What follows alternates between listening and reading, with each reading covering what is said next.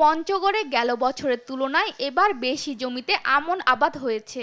কৃষি অফিসের তথ্য অনুযায়ী জেলার ৫ উপজেলায় ১,৩০,০০০ হেক্টর জমিতে আমন চাষ হয়েছে। আবহাওয়া অনুকূলে থাকায় এবার ফলনও হয়েছে ভালো। এবার প্রতি হেক্টরে ৫.৫ টন ধান পাওয়া যাবে বলে আশা করা হচ্ছে।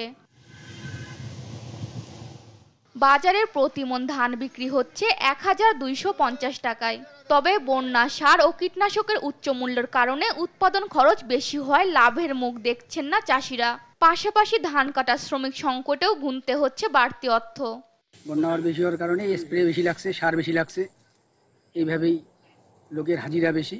১৫০০ টাকা ধানের মন হলে তাহলে আমাদের পোষাবে। ৩৫ থেকে ৪০০ টাকা, ৪,০০০ টাকা খরচা, পোষায় না আমাদের। তাই খরচ পড়ছে, এবার বিশাল খরচ। কামলা পাওয়া যাচ্ছে না, আর কামলা যদিও পাওয়া যাচ্ছে অনেক দাম বেশি। চিকন যেটা আর কি, সেটা চলতেছে আপনার ১২৫০। ধানের বাজার মূল্য স্বাভাবিক হলেও বাড়তি খরচের কারণে লাভবান হতে পারছেন না কৃষকরা, এমনটাই মনে করছে কৃষি বিভাগ। এবছর পঞ্চগড় জেলায় ৫,৫০,০০০ মেট্রিক টন ধান উৎপাদিত হবে, যা রেকর্ড পরিমাণ ধান আমরা আশা করছি। এই আমন মৌসুমে বড় মৌসুমের মতো ফলন পাবো। পঞ্চগড়ে এখন পর্যন্ত ৭০% জমির ধান কাটা হয়েছে। নিউজ ডেস্ক, দেশ টিভি।